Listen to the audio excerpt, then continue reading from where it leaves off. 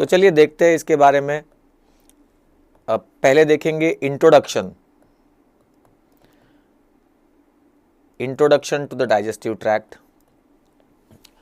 उसके बाद motility, movements in the digestive tract, कैसे food moves along the digestive tract और कौन से पार्ट में किस तरीके से ये मूवमेंट्स को रेगुलेट किया जाता है, फूड के ऊपर क्या असर होता है। और उसके बाद secretions in the digestive tract, तो डाइजेशन एब्सॉर्प्शन के लिए सिक्रीशंस का इंपॉर्टेंस होगा। Let's start with the introduction. Introduction जो है उसमें मैं कुछ इंपॉर्टेंट से पॉइंट्स बताऊंगा। तो अगर आप एक टिपिकल क्रॉस सेक्शनल व्यू लें डाइजेस्टिव सिस्टम का, तो टिपिकल क्रॉस सेक्शनल व्यू में ये लेयर्स नजर आएंगे। सबसे अंदर, मैं अंदर से बाहर तक के लेयर्स आपको बताऊंगा। सबसे अंदर होगा म्यूकोसा। म्यूकोसा, और जैसे कि सारे ऑर्गन्स को एपिथेलियल लाइनिंग होती है, तो म्यूकोसल लाइनिंग होगी।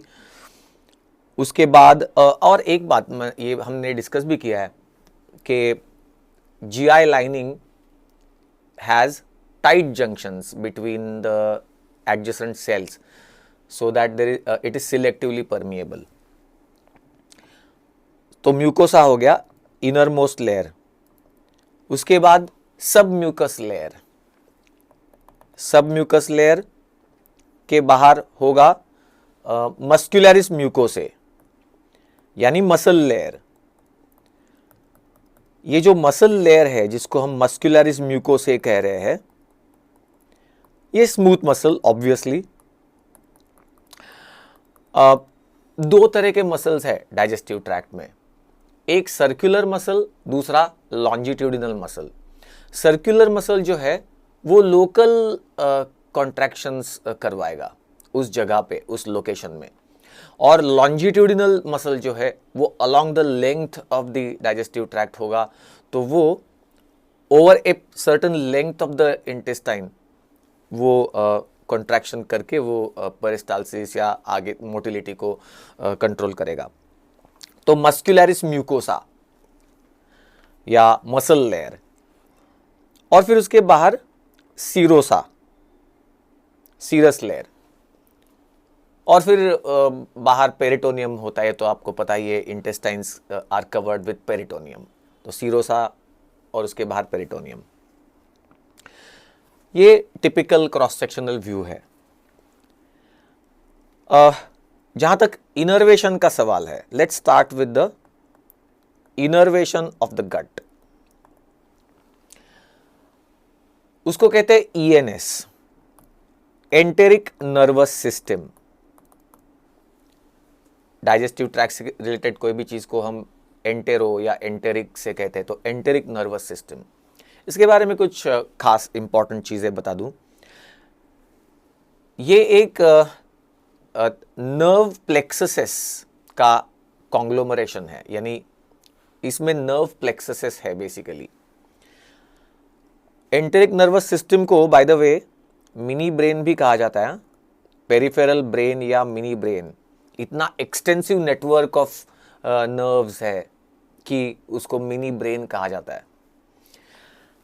It's a branch of ANS.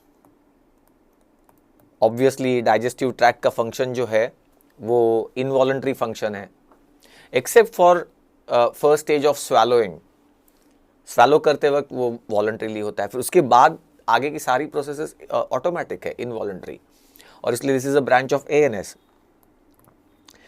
Basically ENS में, एंटेरिक नर्वस सिस्टम में, दो तरह के प्लेक्ससेस नजर आते हैं। एक है सबम्यूकस प्लेक्सस। सबम्यूकस प्लेक्सस, इसी को मीजनस प्लेक्सस भी कहा जाता है। और दूसरा है मायंटेरिक प्लेक्सस। तो सबम्यूकस लेयर में जो होगा वो सबम्यूकस प्लेक्सस, और फिर मसल लेयर में जो होगा वो मायो एंटेरिक मसल, मायो एंटेरिक प्लेक्सस। मायो मतलब मसल। तो myenteric nerve plexus which is called as Auerbach's plexus. ऐसे दो प्लेक्ससेस है ना। बेसिकली मीजनर्स प्लेक्सस जो है ना वो थोड़ा सा अंदर की तरफ है, मतलब सब म्यूकस लेयर में है, तो उसका काम basically to convey the sensations from the GI wall.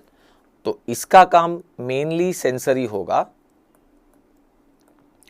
और मायंटेरिक प्लेक्सस जो है उसका काम प्रिडोमिनेंटली मोटर होगा, यानी to control the motility, controlling the motility, क्योंकि ये जो है वो मसल को कंट्रोल कर रहा है ना, स्मूथ मसल को, तो वो motor function mainly will be controlled by the Auerbach's plexus.